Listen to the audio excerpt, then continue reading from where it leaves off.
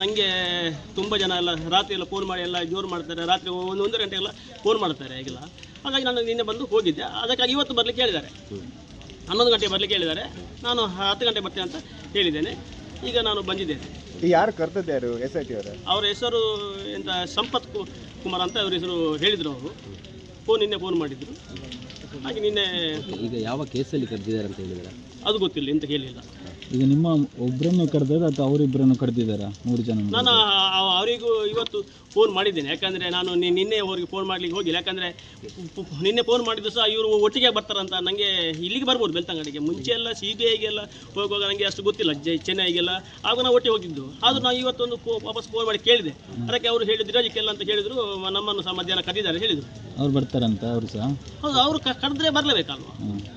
ಮಧ್ಯಾಹ್ನ ಬರ್ತಾರೆ ಅವರು. ಮಧ್ಯಾಹ್ನ ಬರ್ಬೋದು, ಅವ್ರು ಬರಲಿಕ್ಕೆ ಹೇಳಿದಾರಂತೆ. ಸರ್, ಈಗ SIT ಒಂದು ಕೇಸು ಇದು ಮಾಡ್ತಾ ಇರುವಂಥದ್ದು ಅಂದರೆ ಈ ಶವಹೂತ ಕೇಸಲ್ಲಿ. ಈಗ ನಿಮಗೆ ಏನಕ್ಕೆ ಕರೆದಿದ್ದಾರೆ ಅಂತ ಅನಿಸ್ತಾ ಇದೆ? ಅಂದರೆ ಈ ಸೌಜನ್ಯ ಕೇಸ್ನಲ್ಲಿ ನಿಮ್ಮ ವಿರುದ್ಧ ಆದ ಆರೋಪ ಇತ್ತು, ಅದೇ ವಿಚಾರಕ್ಕಂತ ಏನಾದರೂ ಇದೆಯಾ? ಇರ್ಬೋದು, ಅದು ಹಾಗೆ ಇರ್ಬೋದು. ಹಾಗೆಲ್ಲ ನೀವು ಅದರಲ್ಲೆಲ್ಲ ಕ್ಲಿಯರ್ ಆಗಿ ಇದಾಗಿದೆ ನಿಮಗೆ? ಹೌದು, ಅದರಲ್ಲೆಲ್ಲ ನಮ್ಮದೆಲ್ಲ ಇದಾಗಿದೆ. ಎಲ್ಲ ಇದರಲ್ಲಿ CID ಆಗಿದೆ, ಮಾಮೂಲಿ ಪೊಲೀಸ್ನವ್ರದ್ದು, ಇಲ್ಲಿ ಲೋಕಲ್ ಪೊಲೀಸ್ನವ್ರದ್ದು. ಅದು ಸಹ ಸೌಜನ್ಯ ಸತ್ತ ಮೇಲೆ 1 ವರ್ಷದ ನಂತರ ಇವರೆಲ್ಲ ಪ್ಲ್ಯಾನ್ ಮಾಡಿ ಹೇಗೆ ಹೆಸರೆಲ್ಲ ಹೇಳಬೇಕಂತೆಲ್ಲ ಪ್ಲ್ಯಾನ್ ಮಾಡಿ ಹಾಕಿದರು. ಅದು ಮತ್ತು TVಯಲ್ಲೆಲ್ಲ ಬಂತು. ಮತ್ತು ನಾನು ಆ ಟೈಮಲ್ಲಿ ನಾನು ಸಹ ಇಲ್ಲಿ ಹೋಗಿದ್ದೇನೆ, ಸೌಜನ್ಯ ಮಾವನ ಹೋಟೆಲಿಗೆ ಹೋಗಿ ಕೇಳಿದ್ದೇನೆ. ಆ ಟೈಮಲ್ಲಿ ನನ್ನ ಹತ್ರ ಅವನು ಹೇಳಿದ್ದಾನೆ, ಖುದ್ದಾಗಿ ಹೇಳಿದ್ದಾನೆ, ನೋಡಿ ಉದಯನ, ನೀವು ಸ್ವಲ್ಪ ಈಗ ಖುಷಿ ಸ್ವಲ್ಪ ಇದರಲ್ಲಿ ಇಲ್ಲಿ ಇರಿ ಸಮಾಧಾನದಲ್ಲಿ. ನಾನು ಅದನ್ನು ಹೇಳಿ ನಿಮ್ಮ ಹೆಸರನ್ನು ಹೇಳಲಿಕ್ಕೆ ಹೇಳ್ತೇನೆ ಇವ್ರ ಹತ್ರ. ಯಾರಿಗೆ? CID ಅವರಿಗೆ. ನೀವು ನನಗೆ ಒಂದು ಕೆಲಸ ಮಾಡಬೇಕು. ನೀವು ಫೋನಲ್ಲಿ ಕೊಂಡೋಗಿ ಅಲ್ಲಿ ಹೆಗ್ಡೆಯವರ ತಮ್ಮನ ಮಗನ ಹತ್ರ ಮಾತಾಡಿ ಅಲ್ಲಿ ಅವರಿಗೆ ಹೆಸರು ಹೇಳಿ ಆಗಿದೆ ಮುಂಚೆ ಪ್ಲ್ಯಾನ್ ಮಾಡಿ. ಮತ್ತೆ ಅವರಿಗೆ ಗೊತ್ತಿಲ್ಲ ಆ ಊರಲ್ಲಿ ಇದ್ದಾನಿಲ್ಲ ಅಂತ ಗೊತ್ತಿಲ್ಲ. ಅದನ್ನು ಕನ್ಫರ್ಮ್ ಮಾಡಲಿಕ್ಕೆ ನನ್ನ ಹತ್ರ ಈ ಹುಡುಗಿಯ ಮಾವ ಸೌಜನ್ಯನ ಮಾವ ವಿಠಲ್ ಗೌಡ ನನ್ನ ಹತ್ರ ಹೇಳಿದ್ದಾನೆ. ನಾನು ಅದನ್ನು ಮೊಬೈಲಲ್ಲಿ ಆವತ್ತು ನನ್ನ ಸಣ್ಣ ಮೊಬೈಲ್ ಇತ್ತು, ಅದನ್ನು ನಾನು ಇವರಿಗೆ SP ಗೌರಿ ಅವರಿಗೆ ಹೇಳಿ ಅವರಿಗೆ ಫೋನ್ ಮಾಡಿ ಕೇಳಿ ಮತ್ತು ಅವರಿಗೆ ನಾನು ಅದನ್ನು ಕೊಟ್ಟಿದ್ದೇನೆ.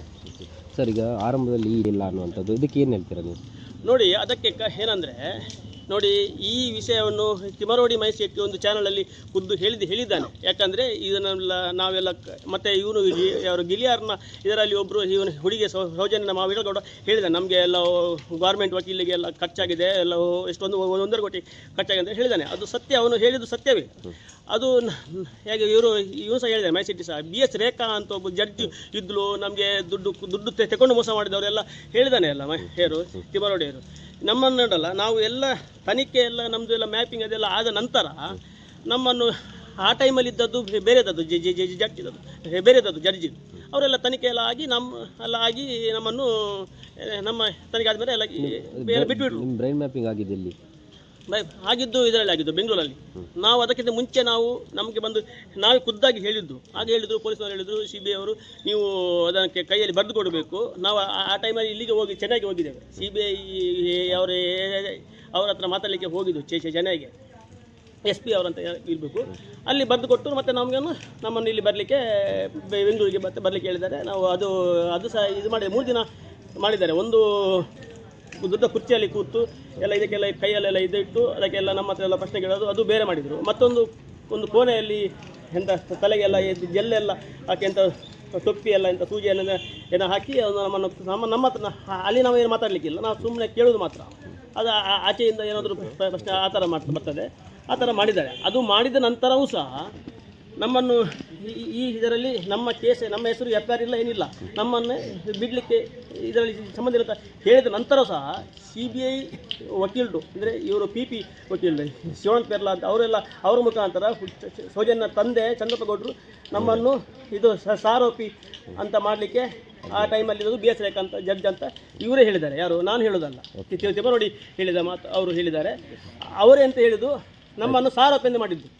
ಈಗ ನಿಮಗೆ ಮಾತ್ರ ಮಾಡಿದ್ರೆ ಮತ್ತೆ ಎಲ್ಲರಿಗೂ ಆಗಿದೆಯಾ? ನಾನು 3 ಆಗಿದೆ ಒಟ್ಟಿಗೆ.